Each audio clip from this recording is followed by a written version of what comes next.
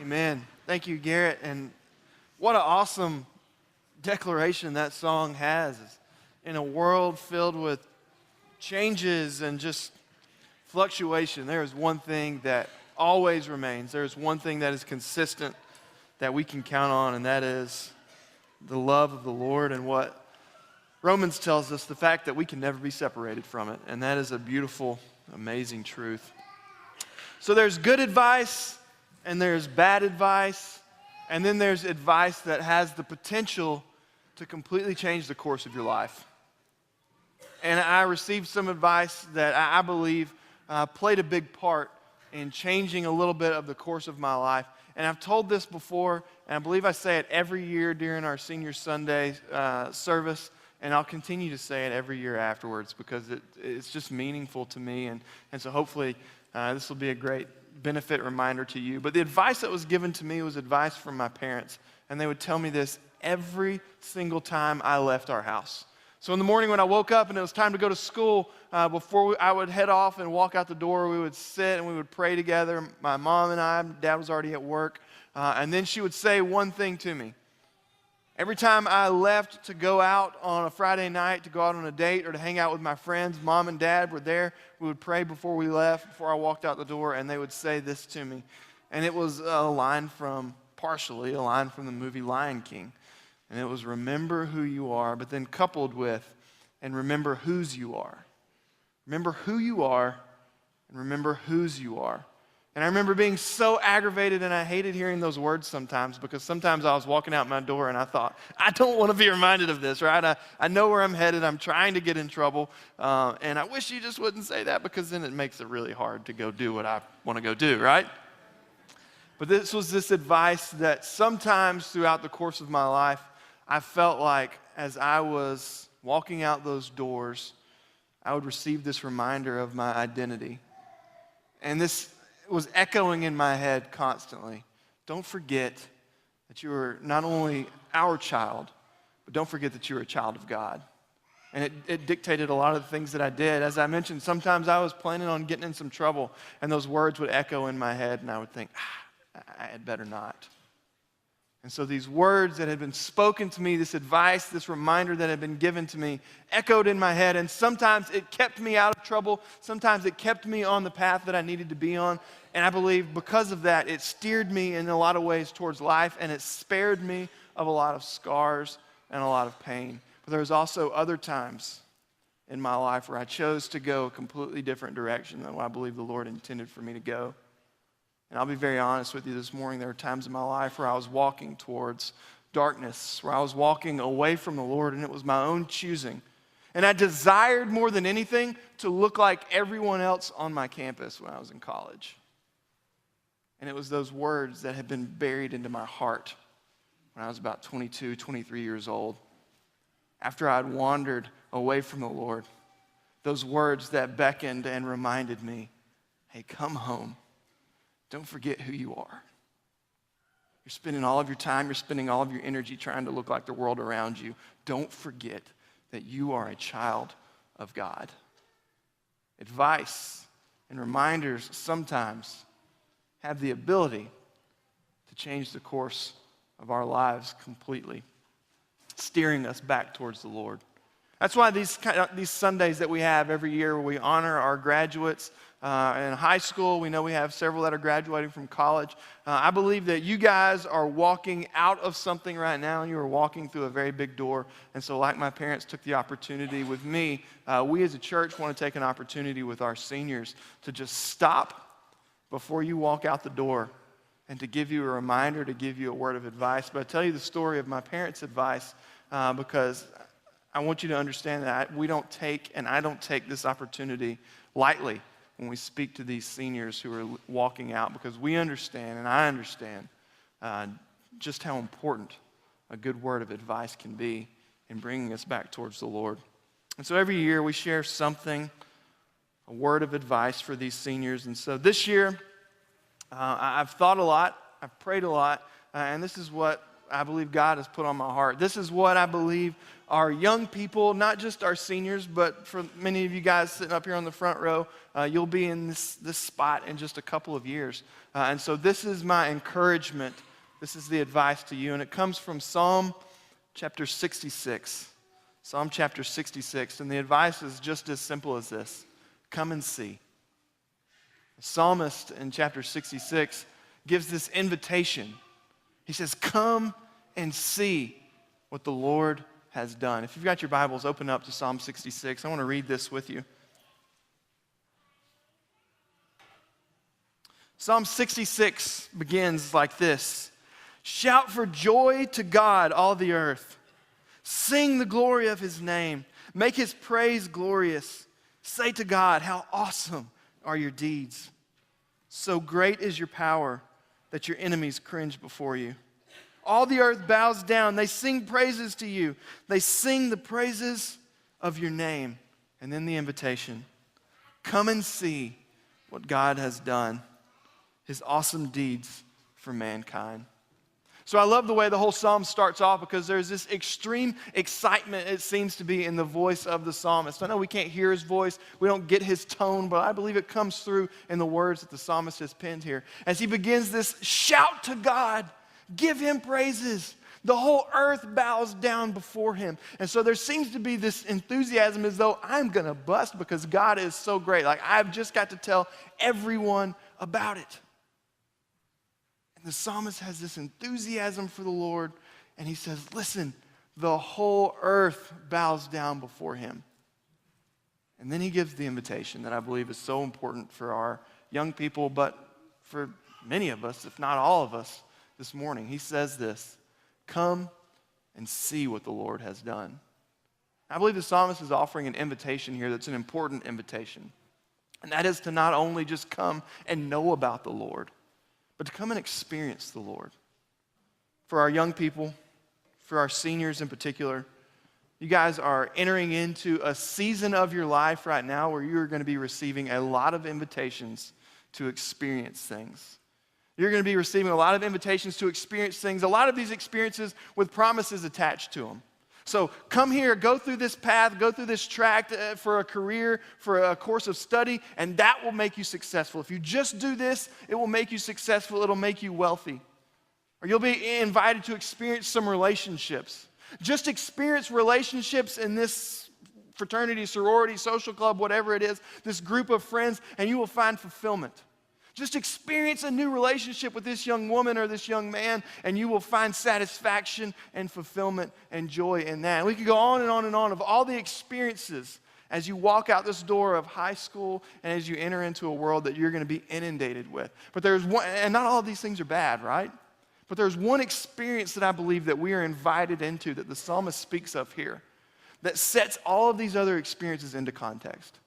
And it serves as the guide as we navigate through the experiences of life. And that is this. Come and experience the Lord. Experience God himself. And see what he has done.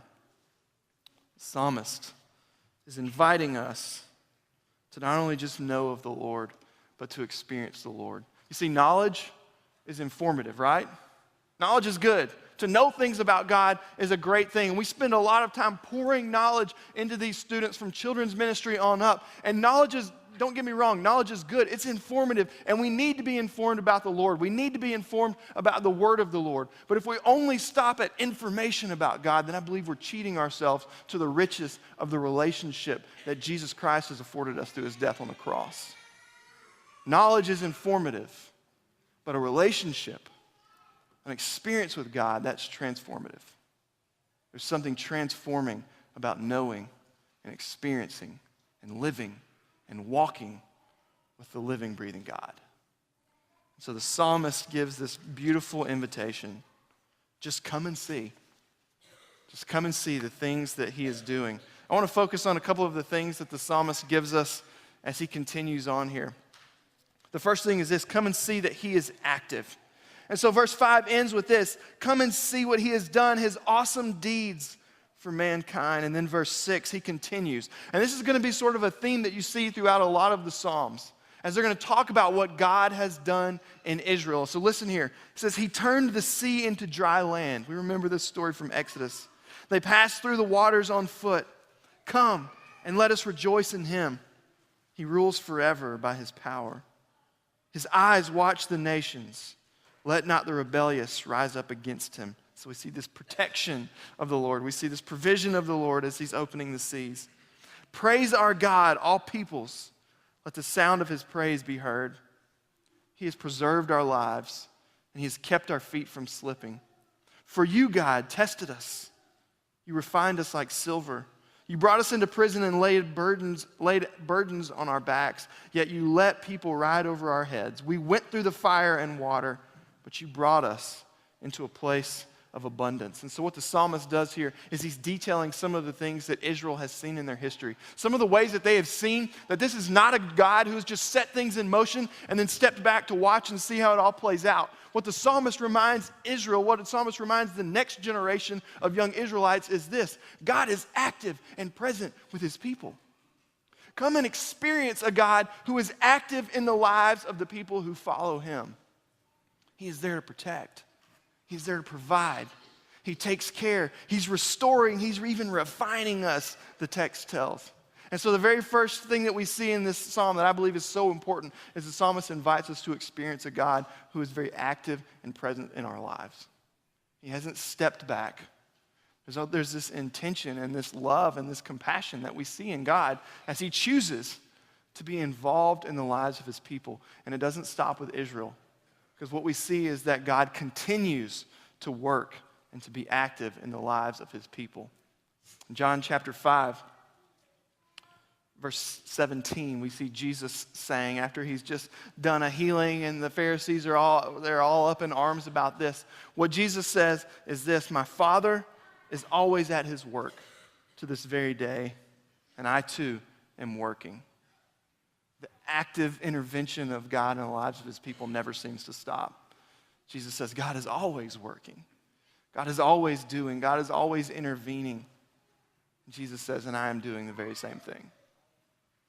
So number one, the psalmist reminds us, and our encouragement to our seniors and to all of us in the church is this: may we come and see that God is active and present in the lives of his people. The next thing is this: not only is he active, but come and see that he is worthy. Verse 13 continues, I will come to your temple with burnt offerings and fulfill my vows to you. Vows my lips promised and my mouth spoke when I was in trouble. I will sacrifice fat animals to you and an offering of rams. I will offer bulls and goats. And this all sounds kind of odd, doesn't it? That's a weird statement. I will offer fat animals to you. But this is for the context here as we're reading through the Psalms. What the psalmist is trying to say is this: he is worthy of the most precious of sacrifices. He is worthy of the most expensive things that I could bring before him. The fattest of animals, the very best, the bulls, the goats. We're not bringing doves here, right? We're sparing no expense in offering something back to the Lord because he is worthy of our sacrifice. As you enter into a new life of engaging in new experiences, there's going to be something that you'll be questioned over and over and over and over with many things that you encounter in your life, and that's this: is it worth it? Is it really worth it? Is it worth the money? Is it worth the trouble? Is it worth all of the hassle? And what the psalmist reminds us is this: an experience with God is worth it because he is everything he says he is. He is as powerful. He is as loving. He is as compassionate. He is worth every bit of it. Come and see that he is active. Come and see that he is worthy. And then it ends with this: come and see that he cares for you. Verse 16. I sense a little bit of added excitement now in the tone of the psalmist. Verse 16, he says, come and hear, all you who fear God. Let me tell you what he has done for me. I love that. Let me testify to what God is doing in my life. Let me tell you to how he has been active, how he has been present, how he has been so worthy in my life. Let me tell you what he has done. The psalmist says, I cried out to him with my mouth. His praise was on my tongue. If I had cherished sin in my heart, the Lord would have not listened. but God surely has listened, and he has heard my prayer. Praise be to God who has not rejected my prayer or withheld his love from me. May we never get so accustomed to this truth that the psalmist lists off that it makes us just stop wondering and being in awe of it. What the psalmist says is this: when I cried out to him, let me tell you what's happened in my life. Let me tell you a little bit of story. Let me get personal here. When I cried out to him, his praise on my tongue, he listened to me and he heard me. There's going to be a lot of times. There's a lot of times in my life where I feel insignificant. I feel like no one is listening. Man, I never stop being amazed at the fact that the God of the universe is listening. And what the psalmist says is that when you cry out, he hears. And then he says, not only does he listen and hear, but he responds. The psalmist says, he did not reject my prayer. Or, we'll take it one step further, he has not withheld his love for me. He's singling it down to the audience here. He's saying, listen, let me tell you what he's done in my life. He's listened. He's been there. He has been active. He has been present. He has proven himself to be worthy, and he has proven that he cares for me. Not just his people as a whole, as Israel. The psalmist says, he listens to me. Come in here. Come and see that he is ready to do the very same thing for you. What a beautiful reminder this all gives us. So the first piece of advice that we leave our senior class with is this: come and see, come and experience. The psalmist there also says, come and hear. In Psalm 34, there's this language, it's a very similar psalm, where he says, come and taste that the Lord is good. So all of our senses seem to be involved in this experience of God. But I love that one, come and taste. And it gives me this great image. So our son, 2.5-year-old Bo, he's in that picky eating phase right now, right? And so the other day he said, I want something different for breakfast, because he eats pretty much the same thing every morning. He wakes up, he asks for chicken nuggets and peanut butter and jelly for breakfast. And we tell him no, and we give him something else. And so he said something different. And so I thought, okay, I'm going to make something that you cannot refuse. It's going to be so good. And so I popped some biscuits in the oven, and these biscuits come out, and I melted down this whole bowl of butter and just loaded honey down in this thing. And I thought, I am going to make you eat this. And so I just doused these biscuits in butter and honey, and I'm looking at these things, and they look so delicious, and they were so delicious because I ate some of them. But I put them on a plate in front of him, and this is what he does. He clenches his jaw, and he just says, mm-mm. I'm looking at him, I'm thinking, buddy, if you only knew what I'm putting before you, right? This is a treat. Take the opportunity here. This is straight up butter and sugar on a biscuit. And he just clenches his jaw, and he keeps saying, no, don't like it, don't like it. And I remember looking and thinking at him, if I could just get you to sink your teeth into that biscuit, I bet you would eat the whole pan. If I could just let that butter and that honey touch your lips, I guarantee you, you will want nothing other than this pan of biscuits. And I think for many of us, we end up coming to the table sometimes with the Lord. And we're here, and we're looking at what he has to offer. And we understand what he has to offer. And we even smell some of the aroma, some of the goodness of what God has to offer. But for many of us, our jaws remain clenched, and we shake our heads and say, I'm not sure. I'm not sure I like that. I believe what the psalmist says is this: come and see, come and hear, come and taste that the Lord is good. Church, young people, if you would just sink your teeth into him, I guarantee you what you will find is that there is nothing more satisfying. I guarantee you what you will find is that there is nothing more fulfilling. There's nothing more life-giving than an experience with God. Come and see that he is good. So the next part of this is sort of a dual thing. We're going to read now from Psalm 78. So if we understand that we want our young people to come and see, to take up this, to try the biscuits, so to speak, right? Just taste and see that the Lord is good. Step into a life with him, not just knowing about him, not just showing up at church, but living with him, right? Having a real living, breathing relationship with the Lord, experiencing God, experiencing Christ. If we want them to truly grasp hold of this and to take opportunity, if we want them to accept the biscuits that's being offered, we have a role to play in this as well. And it's played out perfectly in Psalm 78. What we see in Psalm 78 is this urging for God's people to tell of the things that he has done. Psalm 78, verse 1. My people, hear my teaching.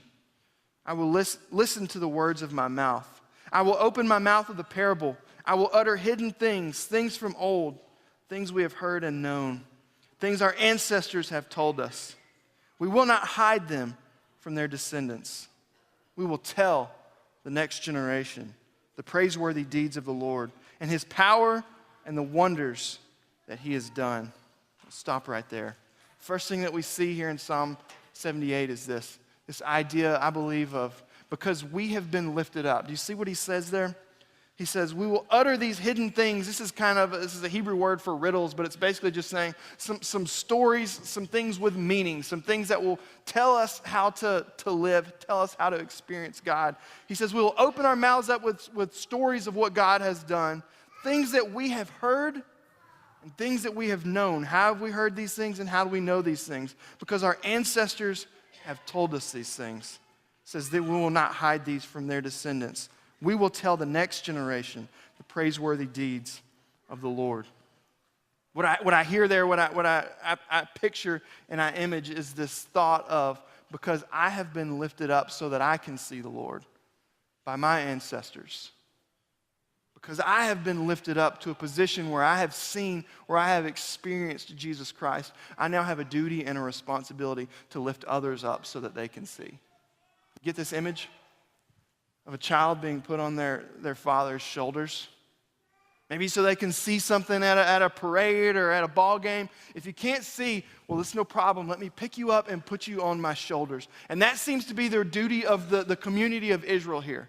Their job in the psalm is to make sure that the next generation and the next generation knows the great things that God has done. To make sure that the descendants, that the people who are coming, know how amazing a relationship as being the covenant people of God can be. And so what the psalmist says is this: because we know, because we've heard from our ancestors, because we've been lifted up and placed on their shoulders, now our job is to lift up someone else and place them on our shoulders so we can see Jesus.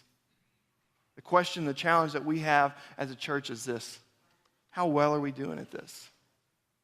How intentional are we of making sure that we're taking these students, taking these children, and placing them on our shoulders and say, listen, because people poured into my life to make sure that I understand that experiencing God is a beautiful and life-giving thing, I now have to do the same thing for you. I can go through and I could list all the people that I'm so thankful to the Lord for what they have done in my life. My mom, my dad, 2 sets of grandparents, Bruce Gill, Kevin Gray, Corey Trevathan, Jason Bybee, Margaret Stone. I could go on and on and on. Bible teachers, ministers, just people at my church growing up who said, you know what? I'm going to pour into relationship with this young man. I'm going to make sure that he knows, above all, that Jesus Christ is Lord and he is good. And they placed me on their shoulders. And I know and I've seen, I've heard, and I've tasted that the Lord is good because of their faithful work and placing me on their shoulders so that I can be in a position where I can see the Lord. Are there young people in this church who will one day list off our names and say, you know what? Because of that person, I understand that experiencing God is a life-giving and beautiful thing. So the first thing we see is there's this idea of lifting up because we have been lifted up.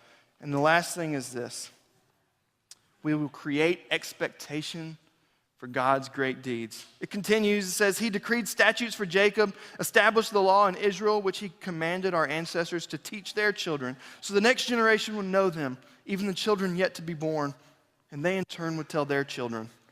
Then they would put their trust in God and would not forget his deeds, but would keep his commands.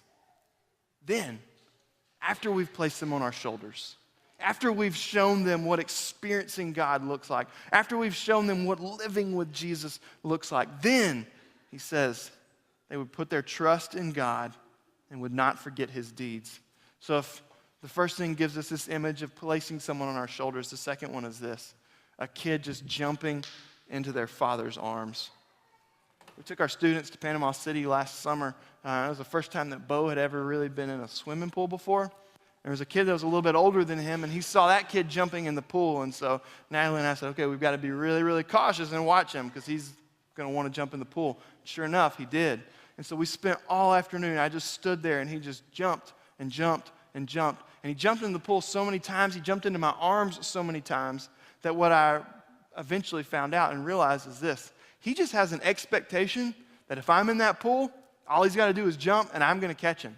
And I was talking to one of our students, and I wasn't paying attention, and my back was turned, and he saw me, and so he just took off running and jumped in the pool, and he kicked me right in the back of the neck, right, knocked me over. But I wasn't expecting him. But for him, it didn't matter because he had done it so many times that there was this expectation that if my dad's in the pool, he's going to catch me. And so the question that I ask as we look at this text where it talks about, then they will trust in the Lord, is this. Are we testifying about the good things that God has done? And we don't talk about testimony that often in church, do we?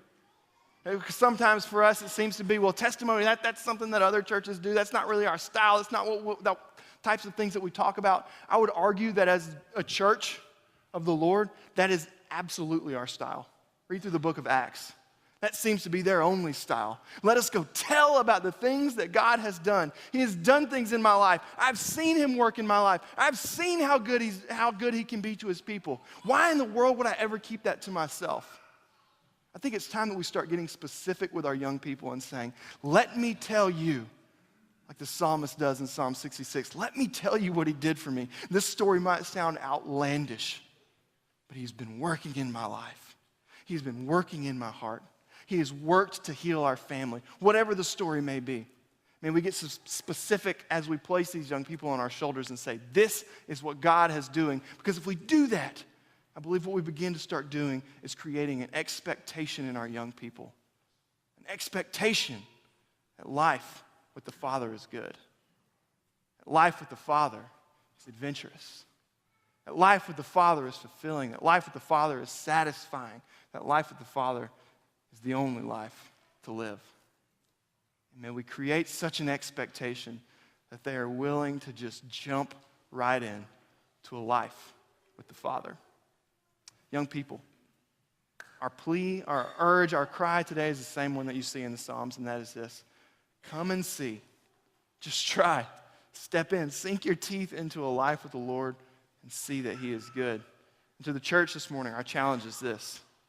Lift them on your shoulders. Tell them of what God has done. Create an expectation in them for the good things, the mighty deeds of the Father. This morning, if there's anybody in here who would like to take the opportunity to say, I'm ready to jump right into a relationship with the Lord, then we want to ask that you come forward as we stand together and as we sing.